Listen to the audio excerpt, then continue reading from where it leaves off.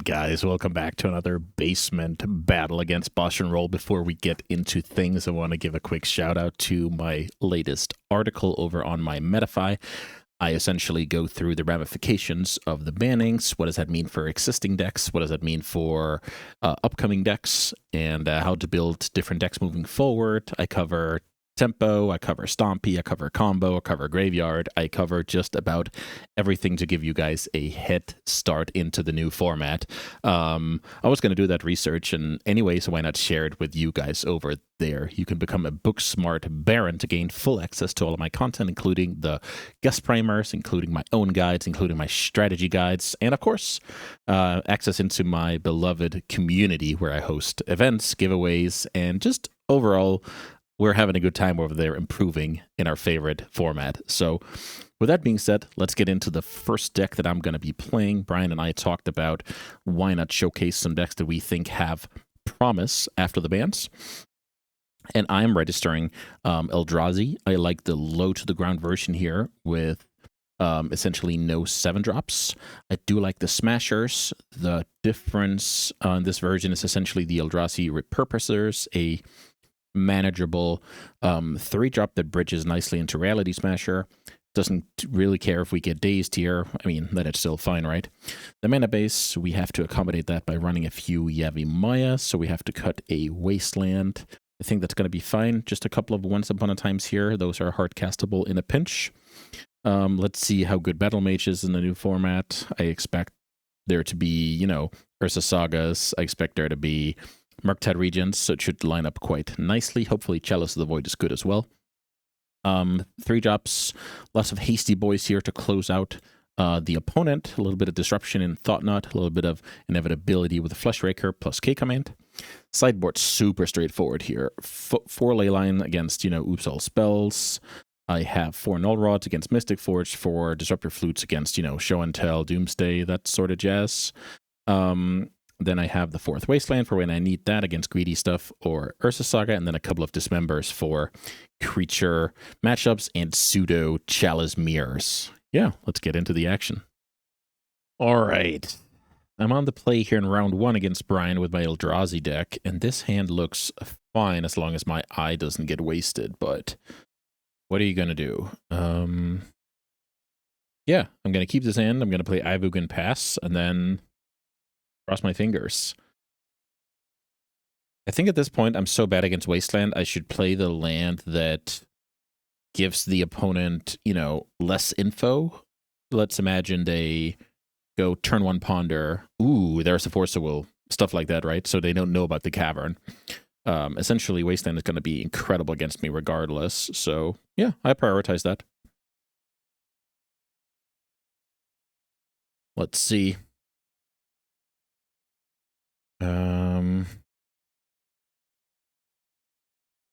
Turn 1, I have Ugin. Let's see what that can do against Mr. Bosh.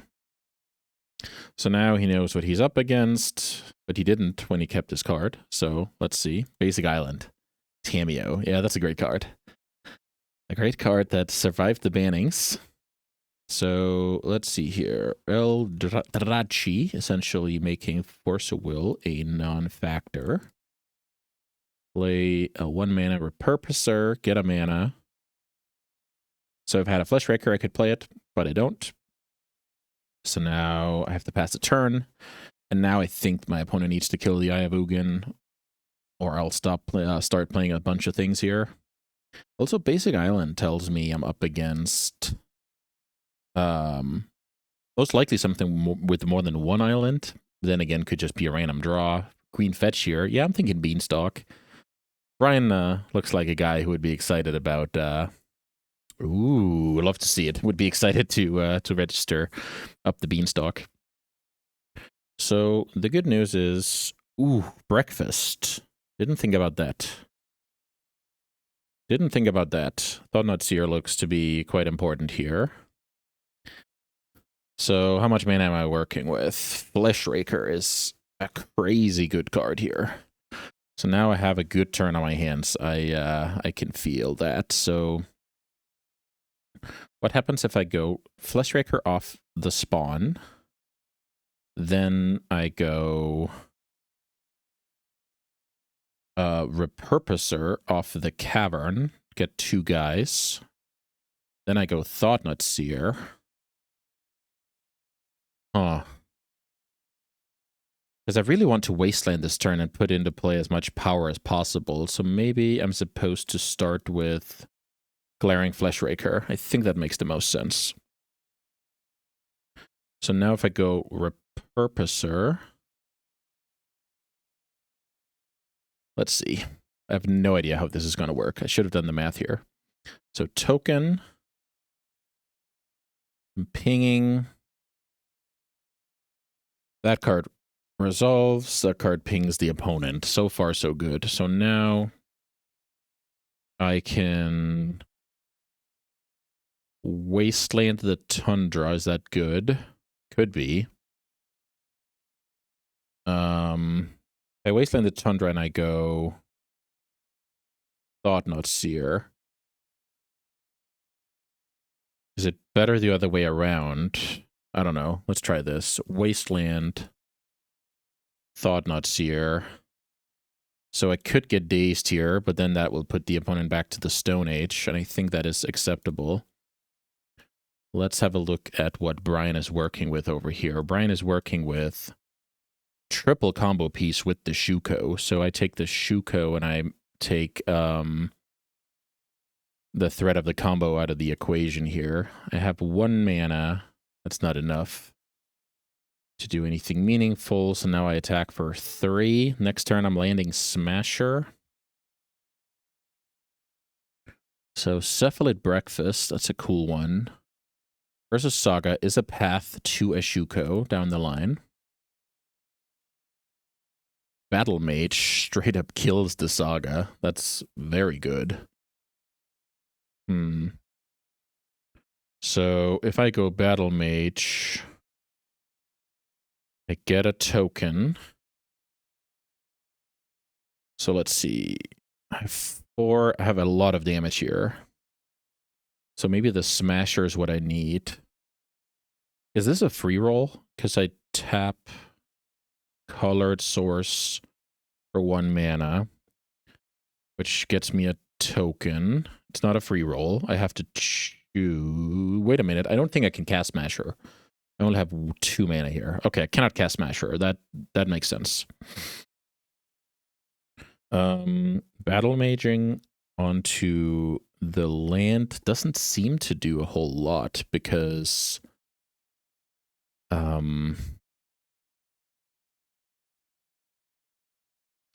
next turn the opponent can get, I guess, a blocker. Okay, so maybe that's the thing. All right, let's try this. Cast with Green Kicker. So I kill the Saga. I think that's good. Pay colorless. Okay, so I also have to pay colorless, I guess. All right, let's do it. So kill that. Ping, attack for a bunch. Opponent's at 9. I can't play anything else. I can attack with everybody. Okay, so I'm sure I messed up some, let's say, optimal lines here with maximizing damage and mana. I'm not sure about it. Block there, block there. Take 6, and the opponent has to draw exactly Shuko. I think we take that chance.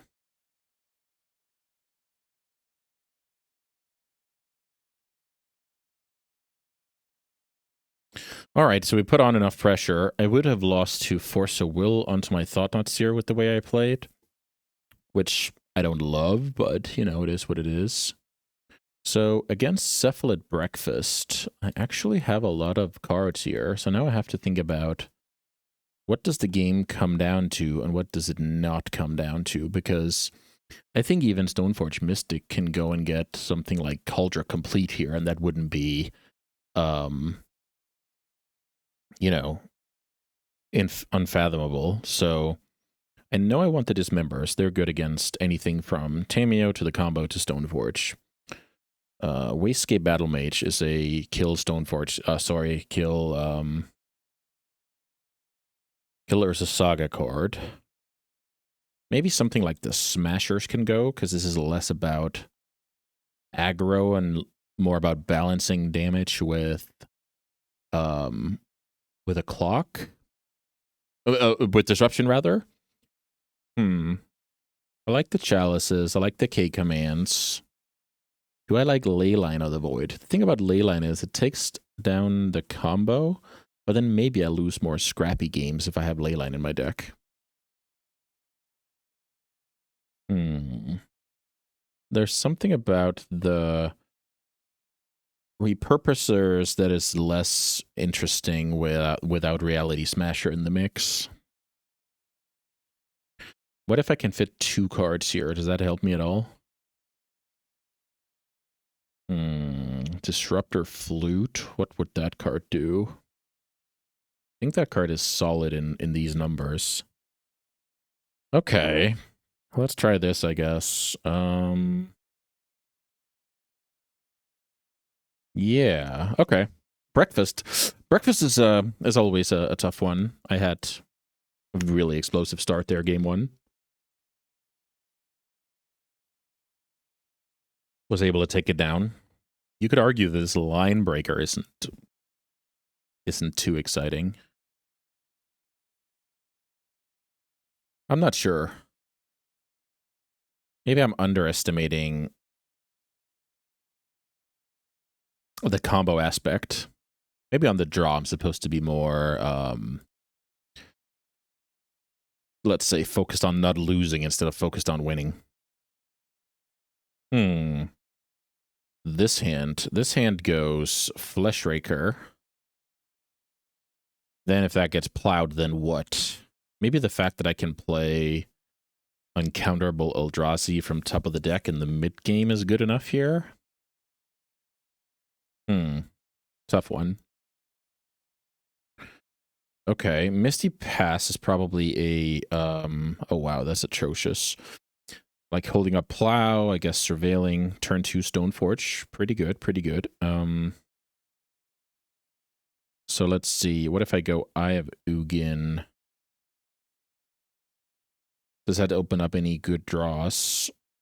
I think that's fine. Going Eye of Ugin here is okay. No surveilling on the side of the opponent. What does that tell me? Is the opponent playing back to basics? Okay, you got it. This could be a back to basics line with the way the opponent's playing. That's pretty cool. Eldrazi Temple is a decent draw. So now I can kill the Tamiyo. Is that good?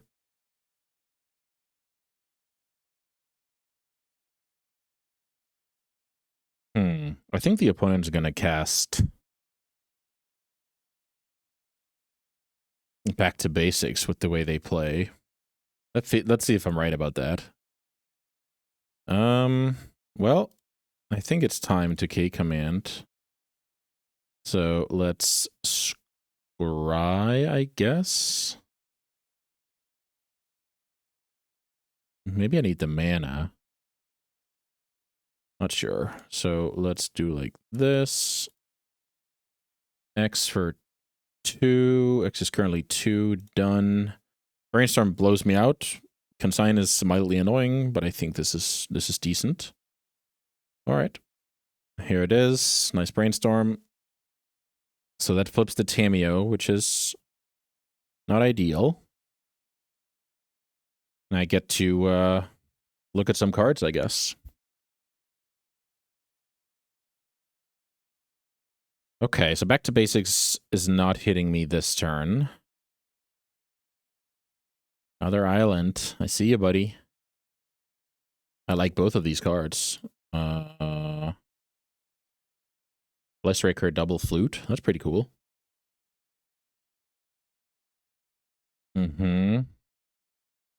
So now I think what I'll do is... Maybe that's wrong. So the thing is I cannot play uncounterable Fleshrakers here because of Eye of Ugin. I think that's how it works. So... Glaring Fleshraker on the stack. The opponent doesn't seem to like it. So now I have the choice between... No, I cannot hold up Flute. Another Fleshraker, and then...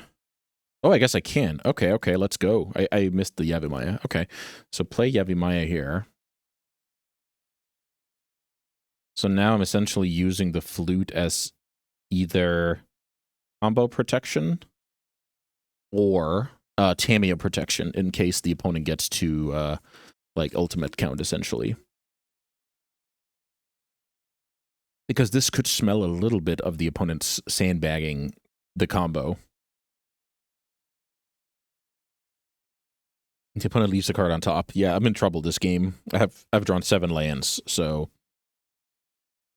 I'm not exactly excited about this. Stoneforge Mystic, that is a cool one. So Shuko trying to bring back Consign.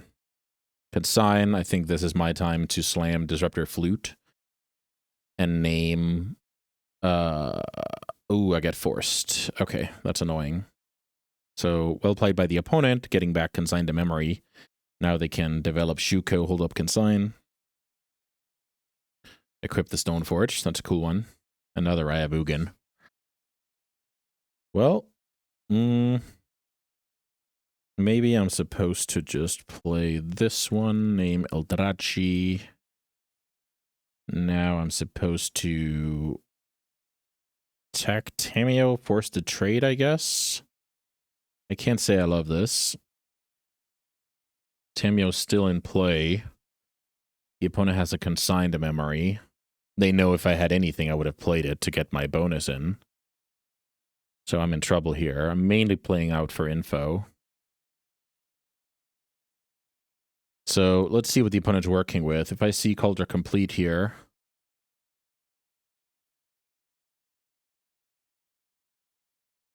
I will learn a little bit more about the situation before going into the next game. No surprises until now. There's Stas's Oracle. The opponent will hit some Narcomoebus at some point. For now, like super generic cards, 0 surprises. There's Cauldron Complete. That's what I was thinking about. So let's think about this. Indestructible. So at the very least, it's good against... I'm sorry, my 2-mana Eldrazi is good against this card. Versus Saga. We knew about that.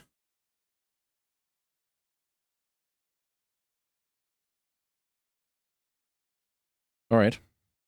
So let's see if I can yield to the right abilities here.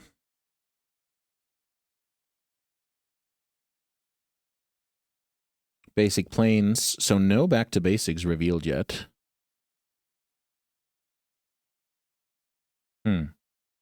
There's the Dread Return. 0 cards in the library. Okay, so it looks like my opponent's plan A is the combo, and then I have to worry about Tamiyo and what's the other card I'm thinking about here? Cauldron Complete if I go Leyline?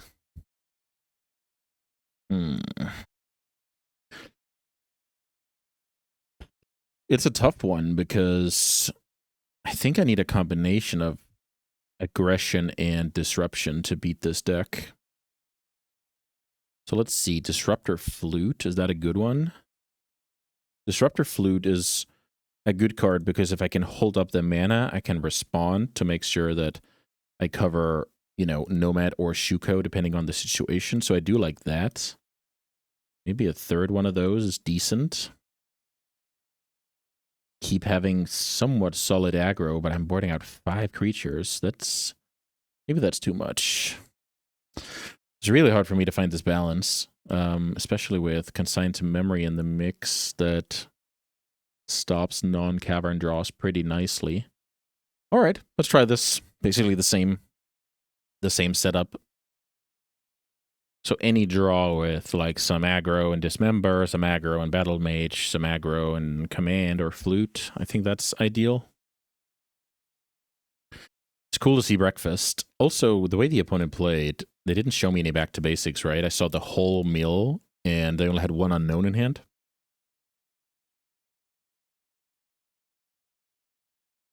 Actually, ooh, I didn't check what they pitched to the force. So in theory, that could have been like a singleton back to basics, which is a weird number. I'm just not going to worry about back to basics, to be honest.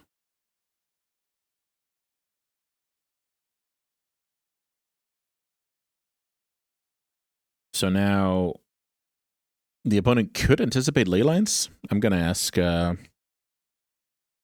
about that afterwards to see what good old BoshNRoll was expecting me to do. All right, we play first, game 3, right where you want to be if you're a Stompy deck. This hand looks great because it has Ancient Tomb and Chalice of the Void, so sure, let's keep it and kind of play from the top afterwards. Chalice of the Void. Life total is not nothing this game. Let's see what the opponent has going on. Nothing. I don't have anything going on either, to be honest, so Eldrazi Temple pass. Very, very disappointing. I have to keep this hand. I have to trust that the Chalice is going to be a big one. Let's see if this is... Okay, so Stoneforge Mystic is a beatable card where, let's say, Prismatic Ending would have been super annoying. So let's try and kill it here. Cauldron Complete in my opponent's hand. Here's a Once Upon a Time that I currently can't cast, but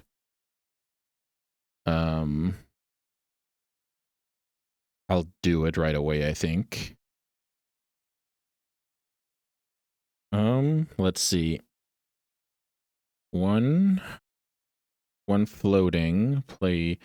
Okay, so I think what I should do here, even though it hurts a lot, is I should play this card with one floating so I can, you know, play whatever I find here. Thought-Knot Seer. That's good enough for me. So I go... let's see if I go Courtyard. 3, 4. I could, in theory, get dazed. I'm not into that, so let's go like this. One floating Thought-Knot Seer. So hopefully I see a gazillion 1-drops here, almost. Okay. So if I take the Oracle, the opponent can never combo. Unclear if that is what I want. Let's see the opponent draws Stoneforge Mystic. Then I kill it with Dismember, so I don't have to take the Cauldron either, I think. So now I should essentially take the best card in case my opponent draws Prismatic Ending. I should assume my opponent draws Prismatic Ending, which is a little bit funny. Let's take the Plow. That is annoying with the downtime coming up, but we will get there. That one is gone. The Plow is gone. 2, 3, 4, 5, 6, and 1 unknown. Misty Rainforest, fetch. So now the opponent's going to play out Thessa's Oracle. That's a cool one.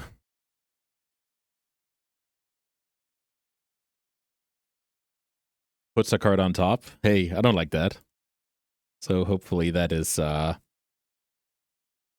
Stoneforge Mystic. Well, now the game is somewhat simple. If my opponent... Okay. Block there is decent. Let's see what the card is. I think if my opponent unlocks with ending here, we are in big trouble. All right, so at least we took the right card with Thought-Knot Seer, and now I need something. I need something to keep on the pressure here. Bosh shuffles with the Ponder. I mean, we do like to see that under these circumstances. Here's a land and a Tamiyo.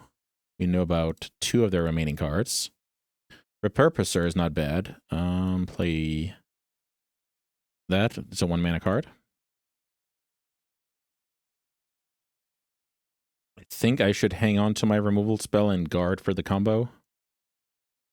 And hope that my beatdown for a couple of more turns is good enough. How far am I from activating Ayabukin? 1, 2, 3, 4, 5. Yeah, not ideal. So the Underground Sea in this deck is casting Better Endings and maybe a Therapy somewhere, I would guess. Yes. There's a Saga. Yes. Nomad and Core. Yes. 2 cards left. Some creature would be awesome. Wow. Kozilek's Command. The opponent has 2 cards. Kozilek's Command. So what happens if I go for...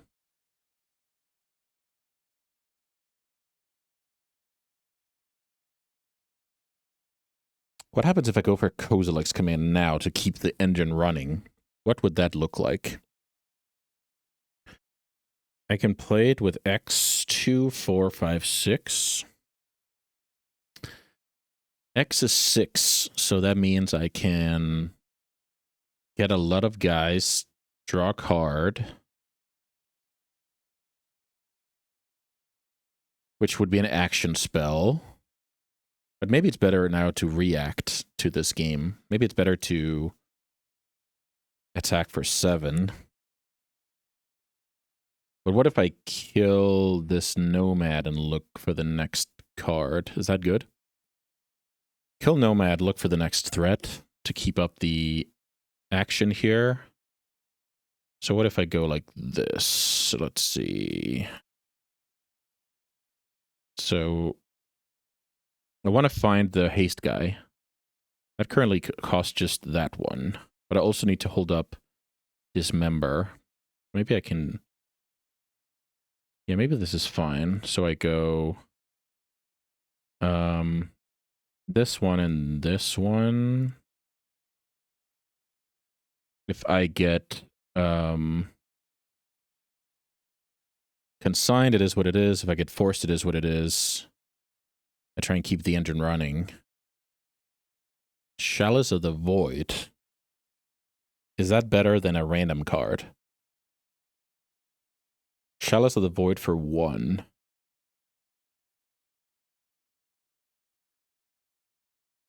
Okay. I guess that is better than a random card.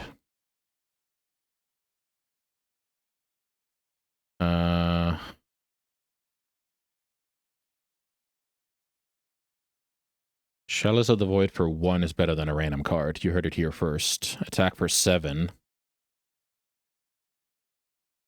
And now the plan is that this Dismember clears the blocker that Brian is trying to lead on in order to win this game. Let's see if that is true. 6th land. Narcomoeba. Unfortunately, that works. Tameo attacking. So next turn, the Cauldron Complete can get cast. That's an uncastable, by the way. Cauldron Complete getting cast, I think, crushes me.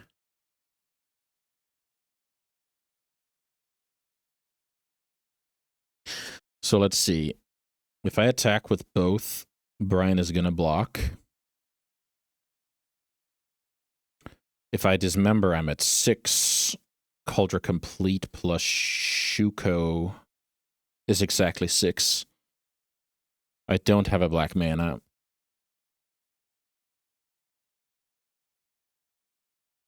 Dismember minus 4 saves me exactly 1 life, which is funny. I think my move here is to attack the opponent's at 4.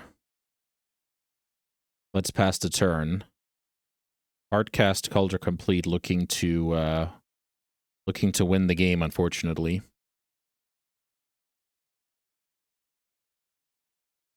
the opponent has land number 7, then what? Maybe I'm not dead. Let's see. Okay, so that works. Both of my creatures are now lethal. Here's Shuko. The opponent wants to attack here with just Tamiyo. Okay.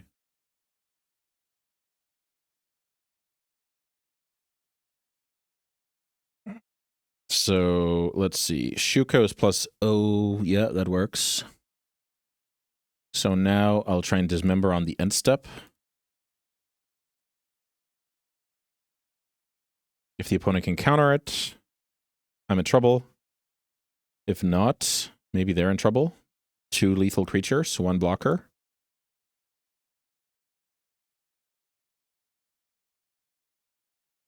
Brian is going to try and find a card that is castable through the Chalice here. Wow, what a game. That was super sick. I was happy to have that one on camera. Close margins. I'm almost dead, but we get there in the end because Brian fetched on the end step down to 3 here. So close margins. Let's keep it up. All right, guys. Next deck is IsIt Tempo. IsIt Tempo is a deck that is, let's say a probable winner of the BNR. Some heavy threats have been removed, and this deck is intact. However, we don't know if everybody and their uncle will be switching to Dimir Tempo, in which case we have a problem against Nethergoyf, Bowmasters, and Baragoyf. But for now, I like it as a default top choice into a new format. We have a proactive game plan, full 8 1-drops. I'm running 3 cutters and 2 Murktides on top as threats. Baubles are on double duty here when it comes to Delirium, triggering cutters. Daze and Wasteland are at its best when you're powering out 1-drops, so I hope to see that come to fruition. 5th Force here in the main, not necessarily because I want it in the main, but because I want 16 sideboard slots. It was sometimes you have 1 more slot in your deck than you do in your sideboard, and you will make deck building decisions like that. Same can be said here about Unholy Heat. I want 2 in my 75. I don't necessarily want 2 in the main, but that's how the numbers shook out. Note that I am not playing a Surveil land. I would if I had room for 19 lands, but I'm not sure. I want to do that right now, so no Surveil, but I'm running a Steam Vents sideboard. I'm addressing colorless, red, assorted combo, greedy stuff when it comes to mana bases, Chalice, and a little bit of extra removal. Blue, and then for good measure, I try and handle the graveyard. And I've chosen Surgical because it, in theory, has more crossover against stuff like Life from the Loam or, I don't know, Uro, whatever the case may be. It just has more crossover, right? Because we don't really know if we're up against Oops, if we're up against Doomsday, if we're up against some Storm deck, who knows? So Surgical, for now, my choice, but that could easily change when we know more about the format. All right, match 2. Brian's on the play. I'm playing IsIt Delver. Let's see what Brian brought to class. I was pleasantly surprised by seeing Breakfast round 1. That was a cool one that I also gave some thought myself. This hand looks fine, depending on what's going to happen here. Well, we have to make the decision before we know what's going to happen, so let's just say that, yeah, I like the gamble here. Mishra's Bauble, another Bauble. Are we playing a good old mirror match? Okay. Brian cycling some cards, passing the turn. I have a turn 1 Delver that I should probably cast here. Let's do that. Land, Delver. I'm just going to note that Brian knows about Wasteland. Let's see if this is a mirror match. I expect any keep out of that deck to have either a 1-drop creature, a Ponder, or an instant bolt. So, ooh, it's a cutter keep. Okay, so that was the next thing on my list. Cutter, very, very strong. Oh, it's not cutter. Okay, that's good for me, I guess. Looks like Brian is not interested in getting dazed. Okay, he is. This makes a lot of sense. So he found the creatures after the fact, essentially. Well, I'm not going to use my Brainstorm here. I'm going to see if I can get lucky. I'm not lucky. So let's play Dragon Rage Channeler. Let's cast Ponder. Here's a Force of Will. I'm not too interested in that card, I must say. Here's another one. Okay. So what happens if I... I really want to shuffle these cards, I must say. I think these cards are atrocious. Stasis and Forces, and we draw another one. Fair enough. Fair enough. I think it's time to attack for one here, since I don't have the guaranteed flip lined up.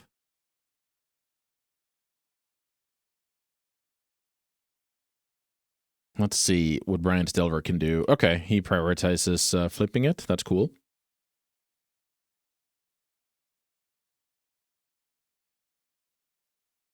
I like it a lot here. He can kind of see I'm a little bit stuck, and then if he can get in for 6 this turn and start working on me, that's just super strong. Flips with Ponder, which is gonna be the 4th type, so pretty cool stuff here from Brian. Classic Delver things.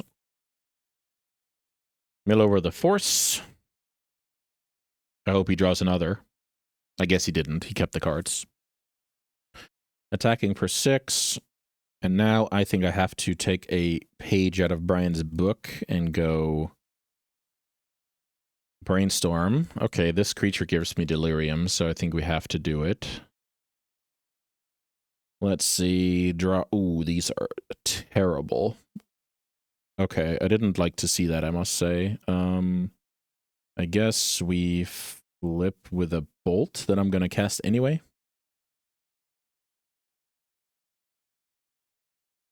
Also, I need to fetch here because I have bad cards, so let's play that. Let's, I guess, kill the Channeler. The thing about the Channeler is it can never play defense unless you drain the yard with Murktide, of course. But it is a constant source of, you know, just card quality, essentially. Okay, I get in for damage. I bolt the Channeler now. I want to look like somebody with a Daze. Oh, I messed up here.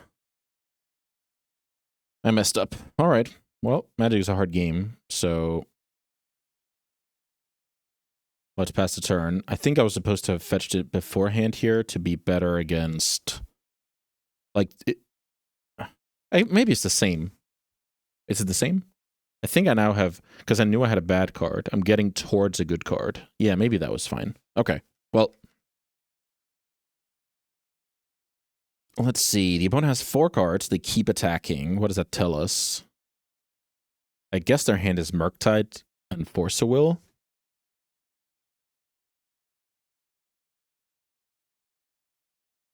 Bolt onto that card. Great play.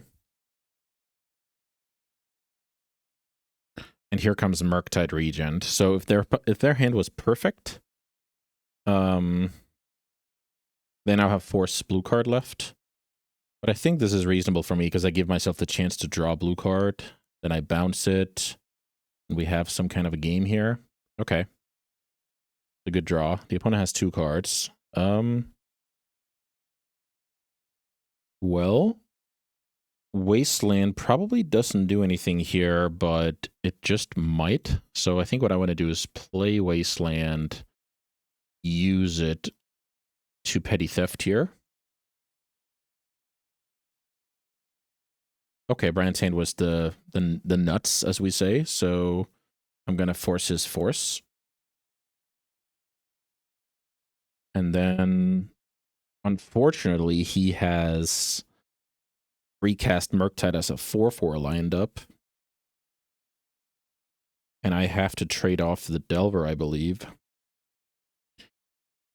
Otherwise, I go to 6. The next turn, he attacks with the Squad, and I would go to 3 after double blocking. So, yes, I think I have to pass here and find Unholy Heat. or my own Murktide before the Murktide kills me. Brutal stuff. Brutal stuff. Brian showcasing the power of playing first in a Delver Mirror. It's just that he's just one step ahead here when it comes to the damage race. And of course, the Murktide Regent superiority, very important. It's kind of the main purpose of Brazen Borrower in the matchup. So here's a 4/4. I have 2 Unholy Heats in my deck. Lightning Bolt would be serviceable because I can use Brazen Borrower and the Bolt to clear it. I think Brian is happy to offer the trade here, and unfortunately, I have to accept it. I expect no second main phase plays here. Let's see if I can draw a good one. I can tell you that's not a good one. So now the Murktide is going to bring me down to 4. So I just let Brian have Hardcast Force up for the Brazen, but I actually think that's fine because I need to find something else to clear it anyway. So if he wants to, that would be all goody. Here's end step Brazen Borrower. I expect nothing to happen to this card. And now I need a good one. Okay, this is a problem. I think I now need to get attack down to 1.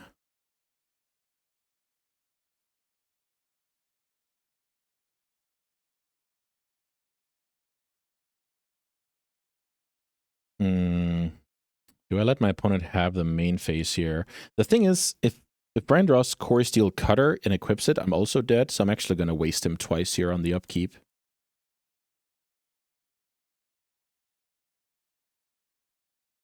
Because I don't want to die to Core Steel.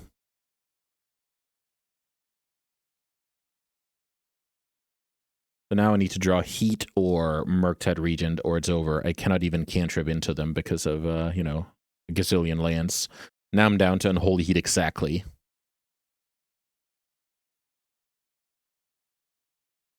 That's a fun one. I drew Murktide.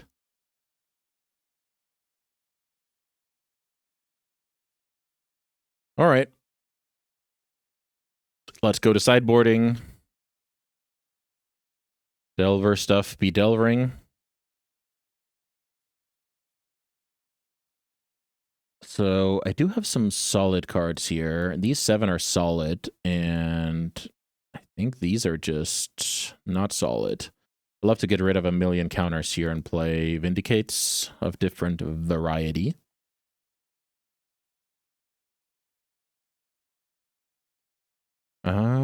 Yeah, this looks great. I mean, I have a gazillion cards, and I'm ready to grind a little bit. Yeah, I drew a little bit too many lands in that game. I was actually in a decent spot there with a bunch of Heats and Mercs in my deck to draw out of it. But that's just how tempo works a lot of the time. It's a lot of back and forth and then barely escaping. All right, this hand is awesome. I can play turn 1 creature and then turn 2 cutter. So actually, I'm going to play around Stifle here, even though it sounds atrocious, but I think that's how I should play.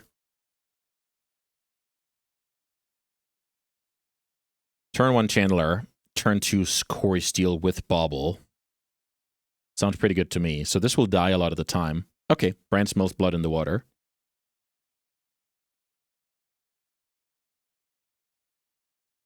Brian has a look at my top card.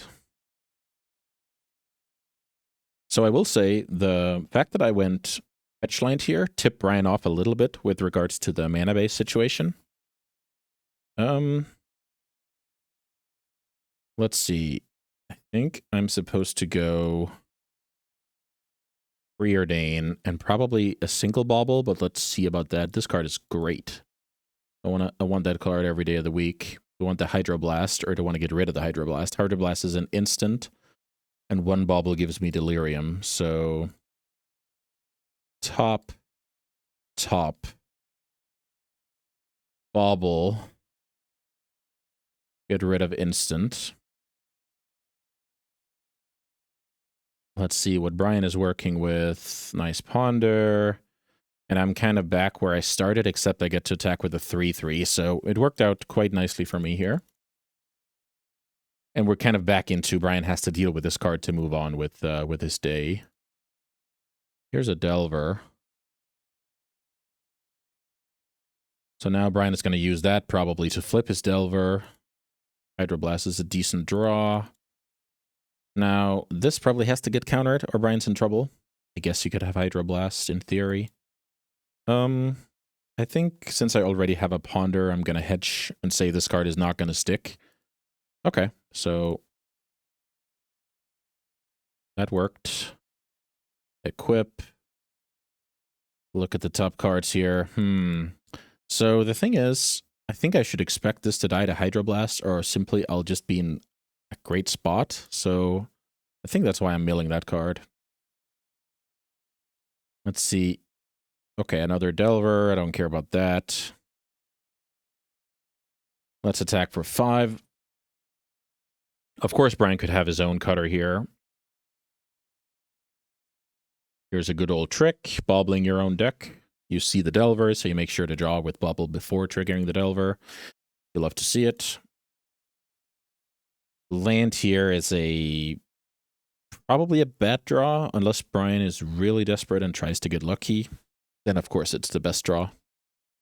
Flips with Pyroblast, which currently does nothing. So here's what I would call the Desperado Ponder.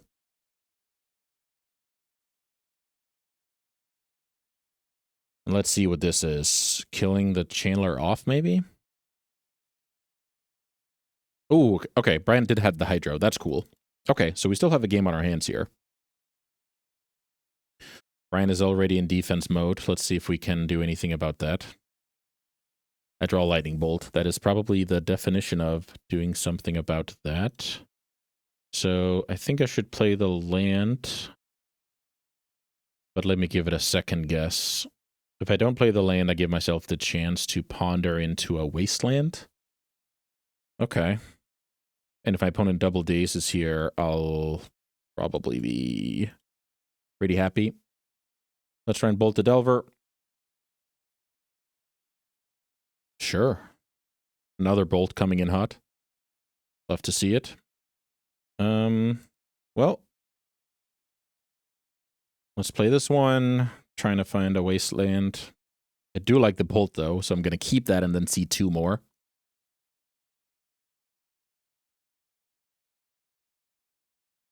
Now I'm going to get in for 6. And Brian's on the back foot here. Even just the monk that's left over here is incredible. So I get to leverage the play here with pretty intense aggression. I think my position changes exactly 0 here on the draw. Also, that play that I made there turn 1 with cracking the fetch. If I can get my opponent to wasteland there, it's actually great, right? Because I have a creature in play. And I'm likely to get there between draw step, bobble, surveilling, all of that jazz, right? So, but the fetch line gives my opponent the idea that I don't have a volcanic island, so they're more likely to try that Hail Mary play to stall the game. Yeah, we just let Brian sweat here for 50 seconds, and then we get right back in. In a perfect world, I want him to slam head first into daze, right? Ooh, this hand is unexciting, but we cannot really mulligan. It's just unexciting. So let's see. Creature turn 1 would heavily... Ooh, the coward play here, as I like to call it. Basic Island Ponder. Okay, so... But then again, could be a core hand, just like I have now. Well, maybe I also want to make the coward play. Turn 1, Ponder. Turn 2, Core Steel. These cards are great. So what do I want my opponent to see if they bobble me? I guess Lightning Bolt is not the end of the world for my opponent to see. Hmm.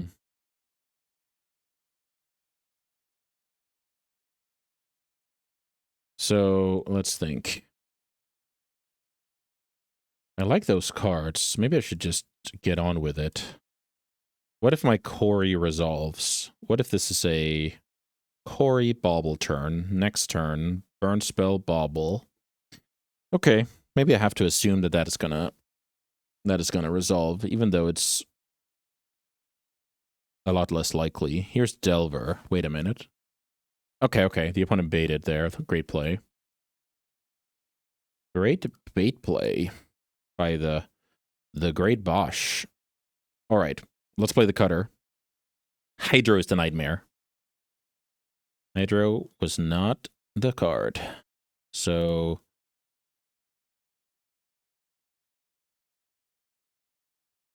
let's see. Is this a removal spell? Okay, that is a removal spell. That is fine. I think I want to know if that Delver is flipping. I know my next card is on Holy Heat. Okay, so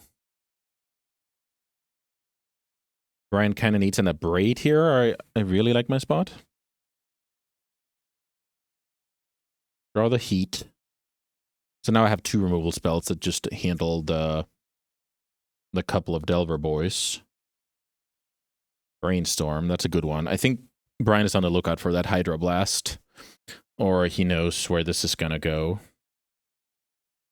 I'm pretty satisfied with Brazen Borrower as an answer to Murktide, but I'm also very, very aware that that could easily be answered by a Pyroblast if Brian has another land, but he doesn't, so oof, this is looking pretty solid for me, I must say.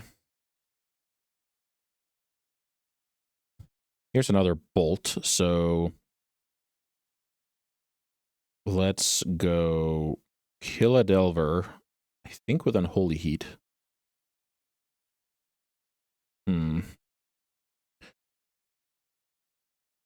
Kill Delver with Unholy Heat. Let's get a Monk. Let's see what I'm drawing. Murktide Region number 2 is actually a bad card. So let's fetch a Volcanic Island, attack for 2.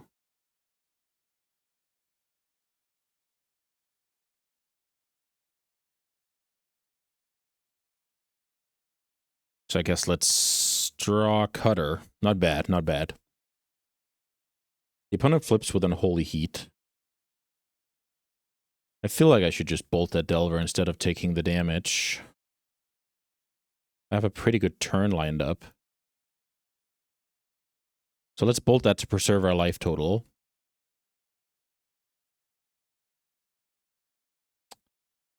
So I guess... Okay, sure. Brainstorm a response. Again, what's it called? Hydroblast would be super annoying. I think that's what Brian's going for. But even just finding land Murktide here, I think is acceptable for him. Hopefully I get to clear that with Brazen.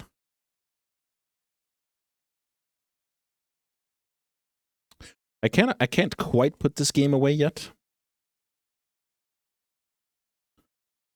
But I'm trying my darndest here. Let's see what this is. Okay, Brian gets to clear the worst one of those, which is apparently Lightning Bolt. Interesting. Well, I think playing Cutter here is my move. It seems like a must kill for Brian. So slamming Murktide here feels a little bit bad. Spewing Bolt also a little bit bad, but maybe that's how I have to play. Spewing Bolt. Then one guy dies to Unholy Heat.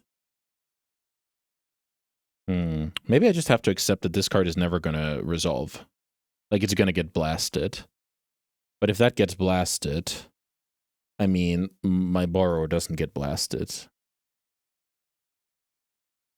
Okay, I think that's my logic.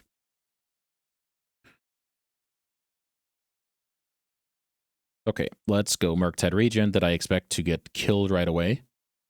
So what does that tell me? That tells me I should leave a bunch of stuff in the yard, pay one more. So let's see.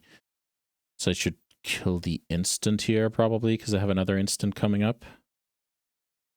This is mainly to get the monks. This Murktide is never going to resolve. I'm playing it to hopefully drain my opponent's Pyroblast and then resolve the Brazen later.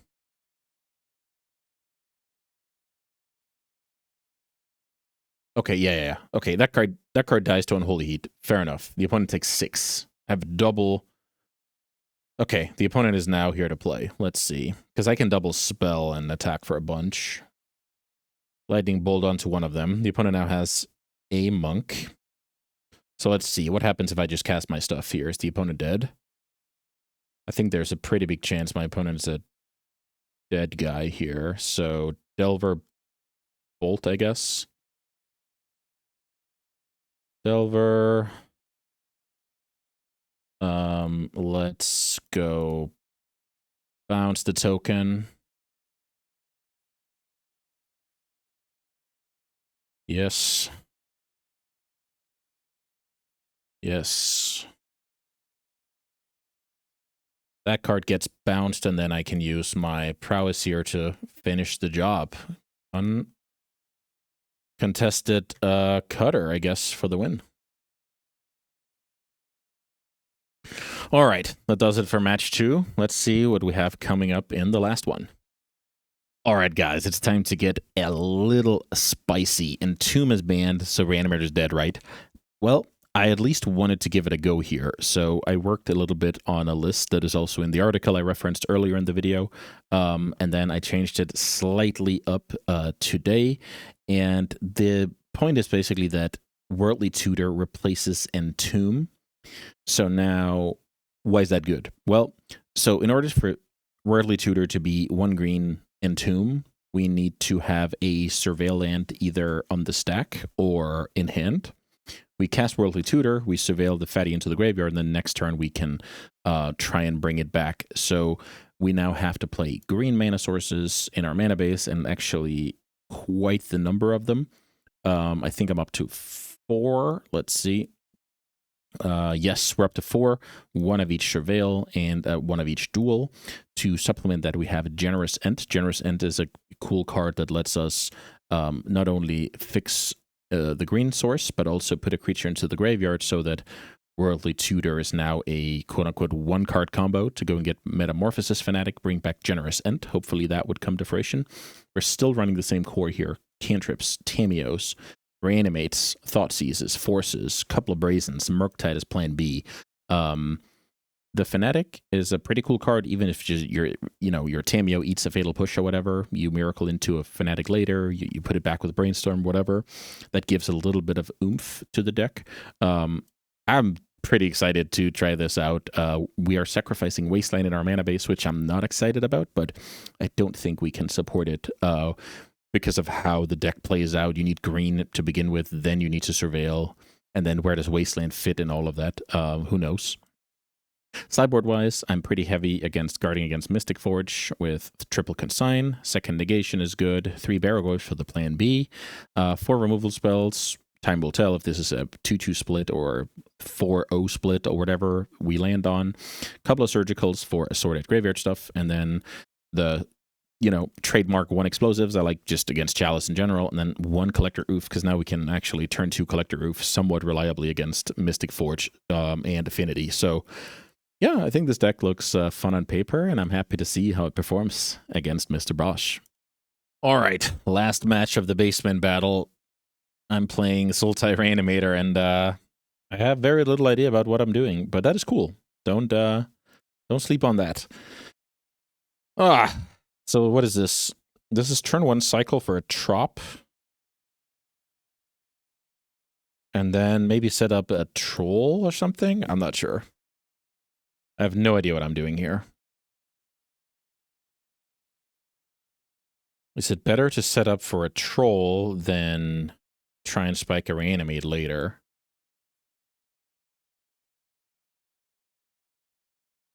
Urza's Tower. I'm already a little bit scared, I must say. So is this blue post? So what happens now if I go Generous Ent, no, not Meticulous Archive, Hedge Maze, draw, Worldly Tutor Atraxa, mill that over, and then start digging for Reanimate afterwards? The other one is I have 9 power in play on next turn with double force backup. Okay. Complicated deck is complicated. Cycle for Trop so I can play Ponder. Do I even want to play Ponder? That's the thing. Yeah, I have no idea what I'm doing here, but I'm having fun. I hope you guys are as well. So now with that draw, I like casting Ponder.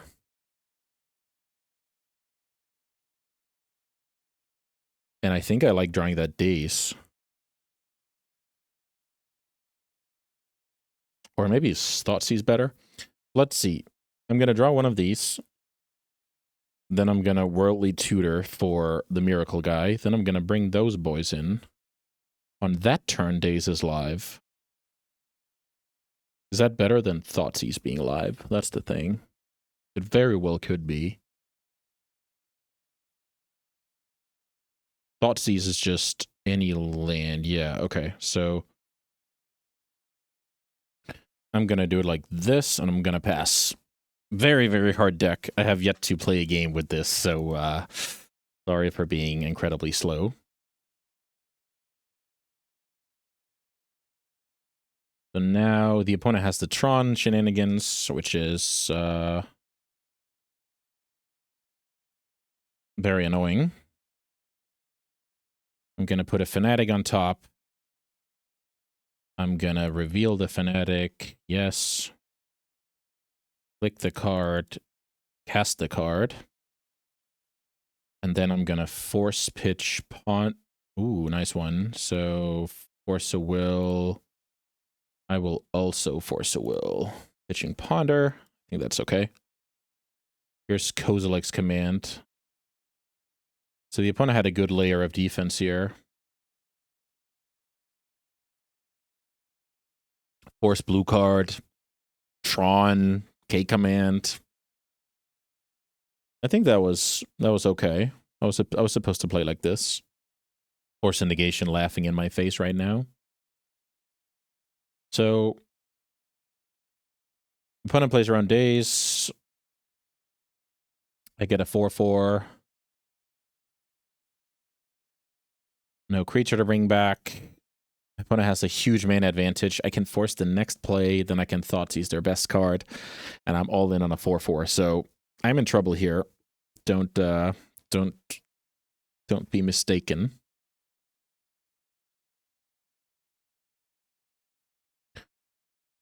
Here's stock up.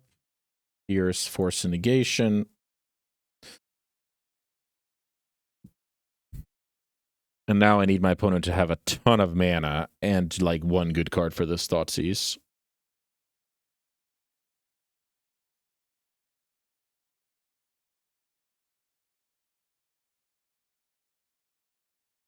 Thoughtseize.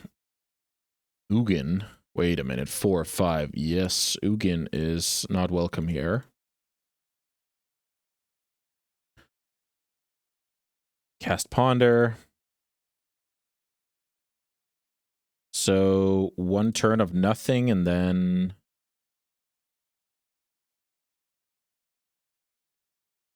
holding up force. I think that's better than my alternative here. Also note that my 2 lands cannot cast the remaining Murktide in my deck. So I wonder if there's a main deck dismember in that deck. Maybe should have thought of that a little bit before.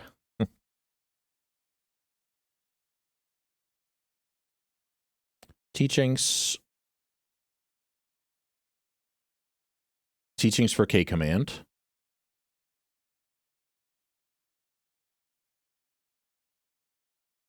That's fine. That's essentially the action card I was planning to force a will while I'm sitting here. My next card is Brainstorm. Just trying to remind myself a little bit.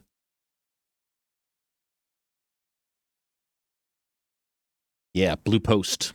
I think this deck is awesome. I think the deck is awesome. So the opponent will upkeep here. They won't. Wow. Let me draw all of the cards from the Ponder. And here comes the command. Sink into Stupor. Sink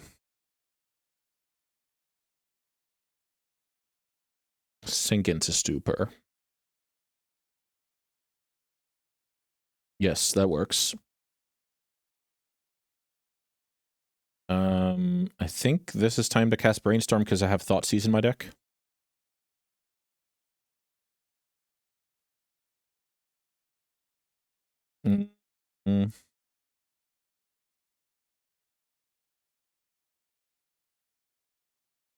So let's try and understand this. I will, if I force pitch Borrower,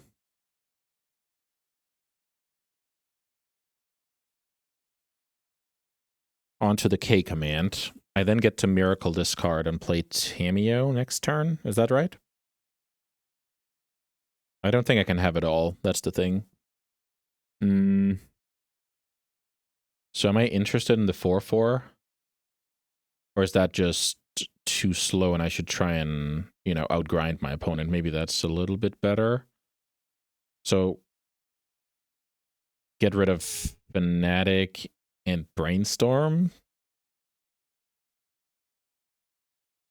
Fanatic attacking for 4 a lot of times just seems ambitious. I'm going to try this. Fetch. Underground Sea. Play Tamiyo. Now, at this point, the opponent should know my last card is Force of Will.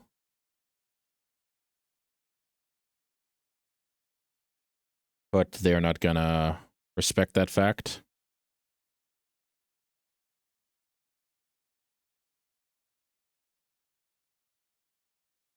They probably should pay the full amount. Brian is not interested in that. Well, let's Force a Will. And now my hope is that this Tamiyo is enough. But my opponent has a lot of potent draws, let me put it that way. They did not find a potent draw. That's good for me. So Thoughtseize is a bad draw. Reanimate is a bad draw, so I think I should hold up Trop after sacking here. Yes, because the tutor would be playable. Nice days. I can basically only win if my opponent draws, you know, lands. That's not a land. So 1, 2, 3, 4, 5, 6. So the opponent could lattice here if they wanted to.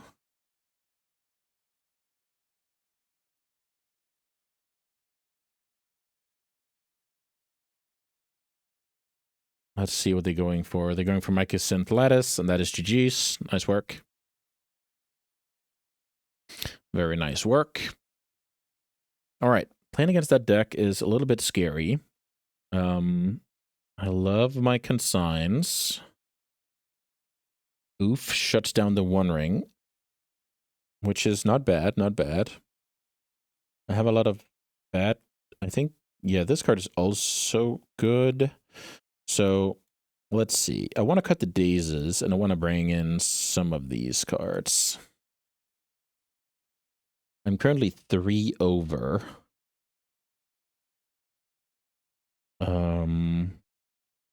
So what about Second Fanatic? Chalice removal, always good. Terrible with Collector Roof, though. Maybe cut like a single Worldly. I think that's okay. What about the last card, though?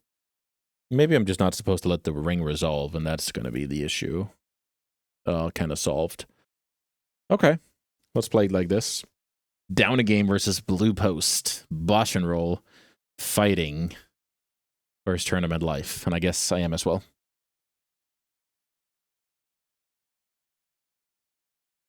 Single Fanatic, I think, is fine for the kind of the play we tried to set up game one.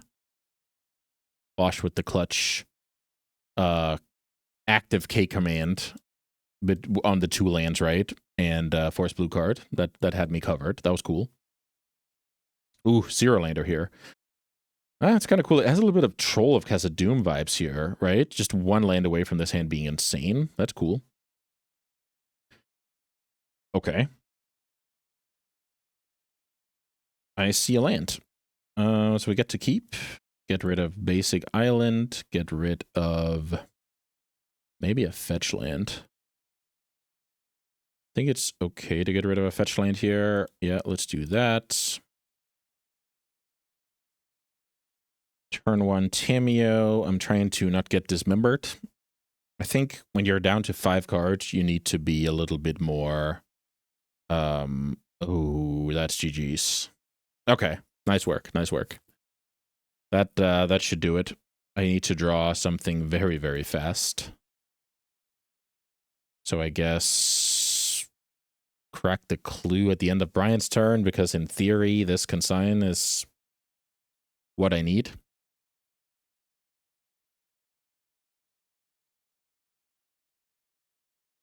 Yeah, for some reason, I forgot about the clues, because I was in double ponder, flip to Tamiyo mode, but I obviously still have some game left here. So, at the moment, green mana does absolutely nothing. I think it's fine to go get a Trop here. Crack. Here's Dismember in response. Love the timing, because if Force of Will is my top card, then of course that is a good move. Well played. Brainstorm, uncastable. So now I'll be desperately trying to find Murktide Regent, I guess. Let's see what this is. This is stock up. Yeah, that card is incredible.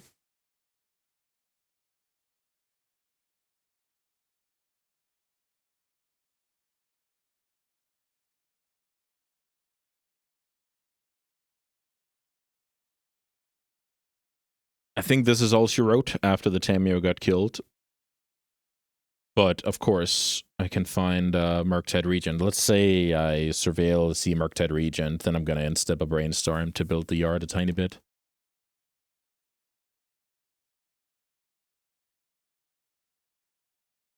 Fetch. So, I guess Undercity Sewers is good here. Ponder, no thanks. Explosives? Metamorphosis Fanatic. Wow. That is a great card. So Slam. Fanatic. Bring back Tamiyo. Worth noting is I don't have Consign up now. Ferromacabre.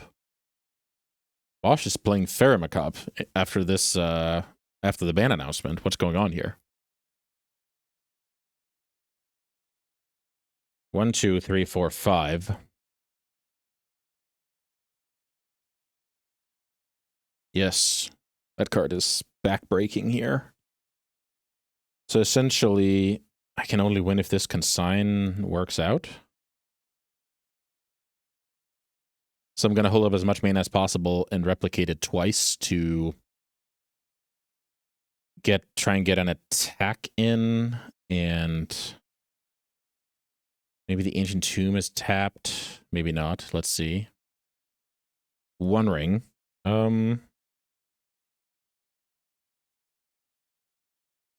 Let's replicate it twice. Same targets. 1 is countered. 2 goes onto the ring.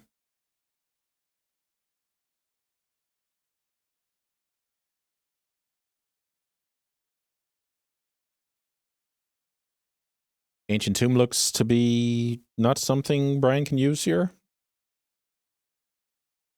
I'm one off of casting Merc. Land would be decent draw here. Worldly Tutor. Nice draw. Attack my opponent down to 3. Ring puts them to 1, and then it's time to go to work.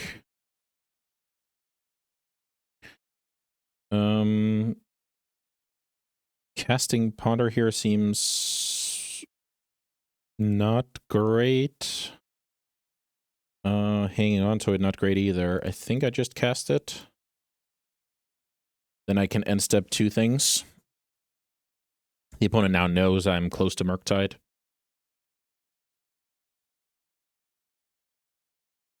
Let's see what Ryan can do here. Dancing with Death.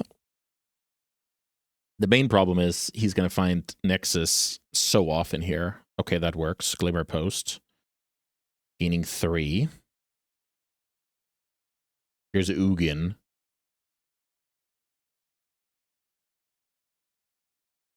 That's his good games.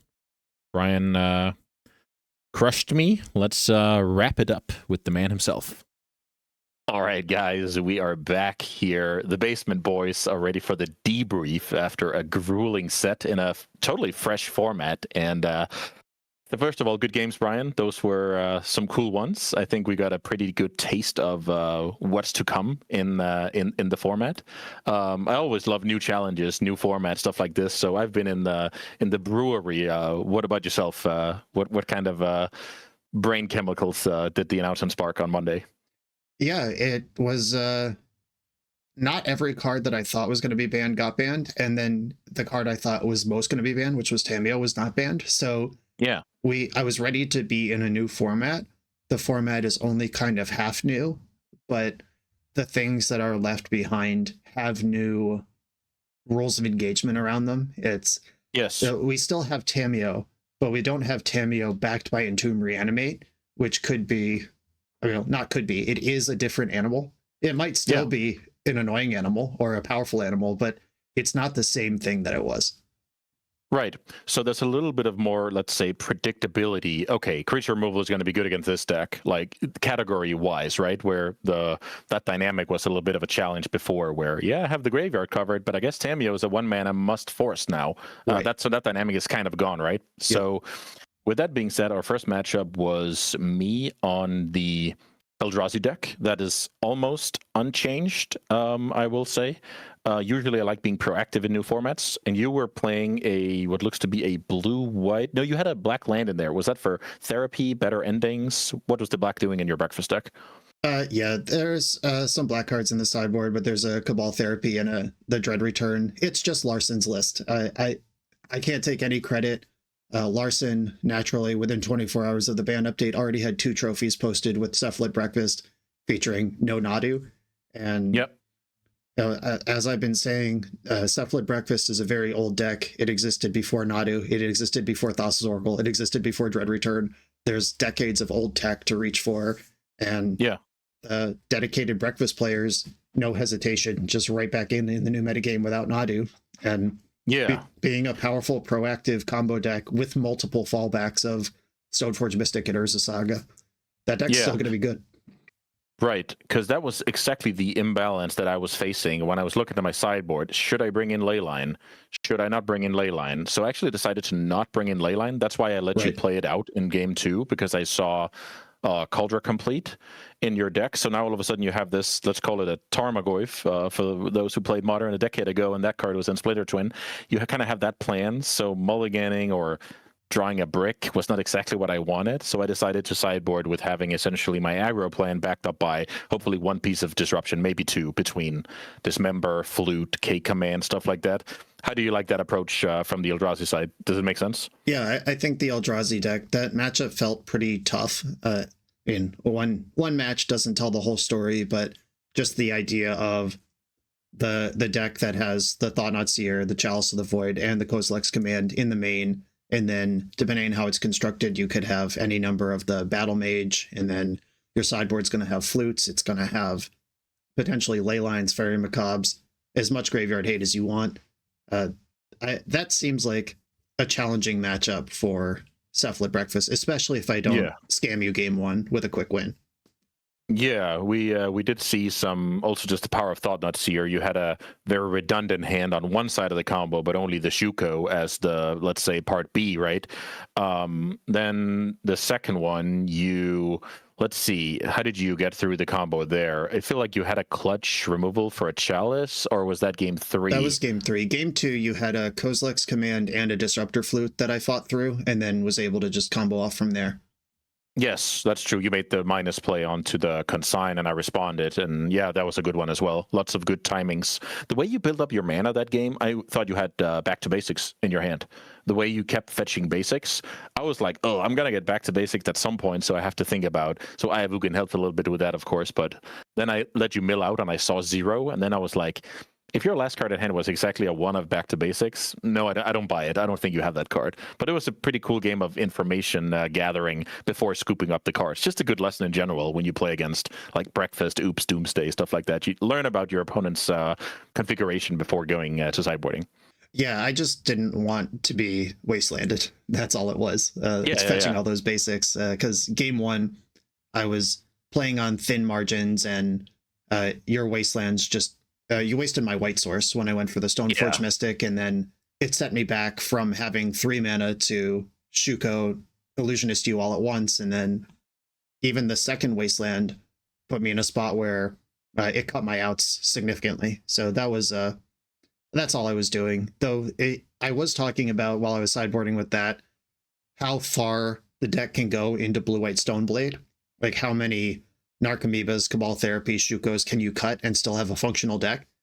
And the deck probably could be constructed in a way where you have sideboard back to basics, or a second thing to get, like a pre-war form aware, or something to do with Stoneforge. I don't know that's the best way to build the deck, but certainly respecting it in an open format is worth thinking about. Yeah, I liked it a lot on paper. You have the Tameo that's a must kill. If Stoneforge goes and gets Cauldra, that's also a must kill, and then you still have your combo. So it's like all of this diversion with the 1-2 punch. So, and a stable mana base to boot. So yeah, I like it a lot. I was excited to see it do well out of the gates in the new format. All right, second match was the Delver Mirror, which I was pretty excited to see the bubble get cracked turn 1. I have good memories of matchups like that. Our games, I'm not sure were that great. Maybe games 1 and 2 were like pretty, being on the play, leveraging that as who's the attacker and who's defending. And then I guess the Corey Steels got a little bit out of hand in game 3. How was that match from your side? Yeah, that was my experience as well. I've played a lot of Delver since 2011 when Delver was printed, like almost 15 years of that. Very familiar with those play patterns, and generally if there is a fucked up trump card in the matchup, it gets banned. Like your Psychic Frog, your Ragavan, your Ren and 6, your Dreadhorde Arcadist. Like going back, the fucked up trump card usually is a bannable thing, and it's a temporary problem. But Corey Steelcutter is completely appropriate. It's not going to get banned in Legacy. It shouldn't be banned in Legacy. And it is a fucked up trump card in the mirror if you can't answer it. So the traditional heuristics of cut all your forces in a Delver mirror, and now there is something worth forcing, even in the post-board games. And that might be needed to be addressed with Hydroblast and a Braids out of the sideboard, or it could be addressed by you just leave in 1 or 2 forces in case there's that emergency button to push. Yeah. Or maybe you How just many mulligan. of those? Yeah, go ahead. Yeah, maybe you just mulligan to a spot where if you're on the play, make sure you have days for their second turn or something, or prioritize your cantrips to make sure you can handle that.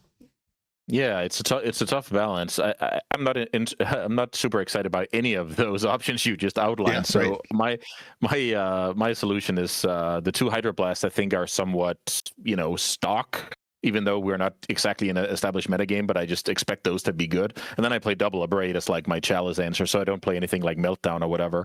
That's like a hedge that I'm happy with. Some of the other stuff, not so much.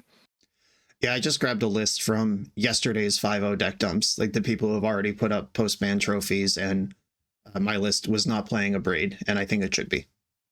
Yeah, I just expect that card to be good, and I want the deck wants to kill Chalice, right? So there's kind of some certainties, or as close to it as we can possibly get. So yeah, that card gets out of hand in game 3, and there was a little bit of Monastery Mentor, Young Pyromancer.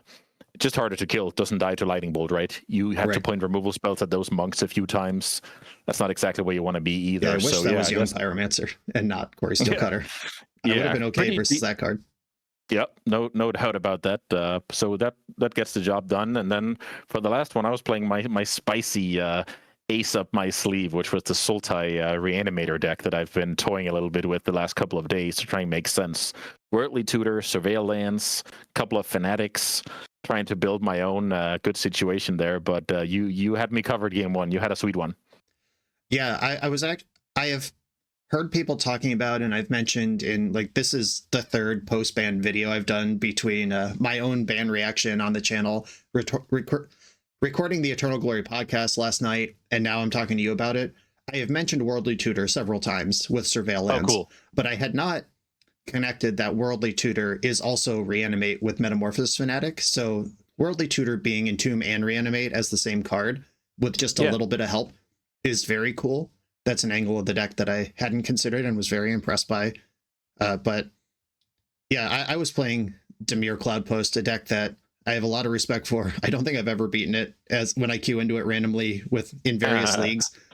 I mean, I'm usually not just grinding tier 1 decks on my channel, so that might be part of my problem against Dimir Cloudpost, but that deck just goes so big, so fast. It has the Force of Wills to back it up. It has Chalice early, Force late, stock up, One Ring, Ugin, gets to play Kozilek's Command.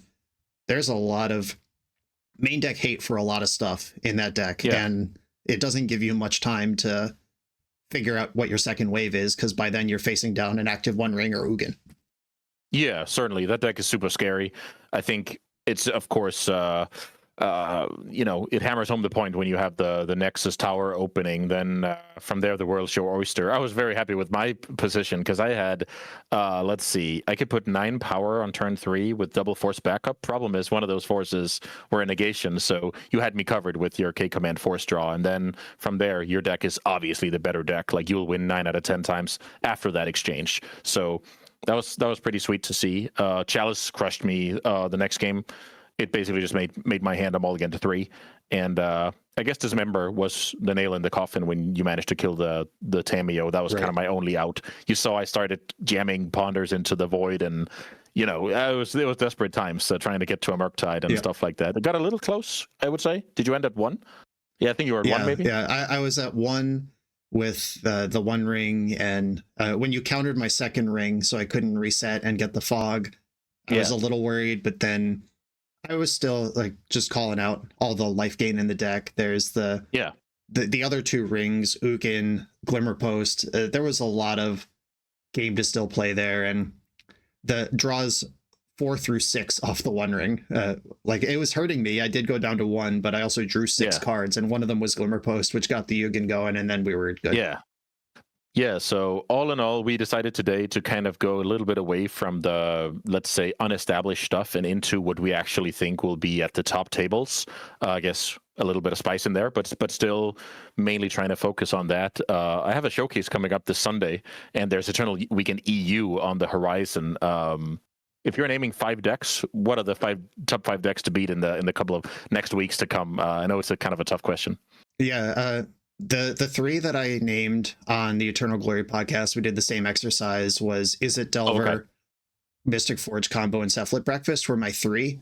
And then I have a ton of respect for the Dimir Cloudpost deck. That's why I picked it. And then there are a handful of, in Ancient Tomb, the entire macro archetype was untouched. You could play Red Stompy, you could play Eldrazi, all of those decks are still out there. But yeah, I think that the tempo decks, IsIt and Dimir, both lost tough matchups, and now they've improved their position.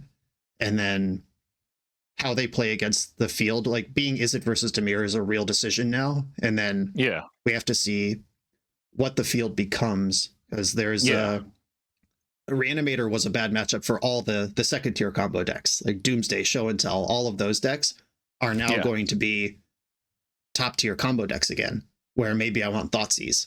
But if everyone is playing Mystic Forge combo with their Ancient Tombs, I'd rather have Lightning Bolt and Wasteland. And Price of progress and faster clock. Right, And yeah, certainly. That's exactly what I'm trying to monitor here. So first of all, I'm trying to guess it, right, in the short term, but then I'm going to react to it. And that's the train that I enjoy being on, always just reacting and trying to be one step ahead. So yeah, it's exciting times. I think no matter what they did on Monday, any unbans, any bans would just leave to a lot of excitement. So maybe that's a lesson for the future, that they don't necessarily have to get it right, but people like changes in general and just non-stale metagames. Right. Because I've really been enjoying getting into the lab and trying to theorize and making the most of the New World Order. Yep, Legacy is undeniably different, very different than it was 4 days ago, and that's a fun place to explore. Yeah, it certainly is. I'm not going to hold you any longer, Brian. I had a lot of fun, and thank you for the quick rescheduling so we could get this out in time before MTGO downtime was gonna cut off all the fun. It was awesome. I'm looking forward to next month, where we maybe can actually go in the basement and not into the living room like today. Yeah. I'm sure there will be a metagame next month that we can then pick decks that are out of it. But Exactly. When there is no metagame established, this felt like a better use of our time, and our viewers are probably more interested. So the basement today is on the ground floor. Yeah, certainly. Yeah, that's going to do it for me. I had a lot of fun. Thanks so much for watching, everyone. And Brian, you can have the last word. All right. Well, if you watched on my side, go check out Eco Baronin. If you watched on his side, come check out BoshNRoll. Both sides of the matches are live now. And thanks for watching. See you next time.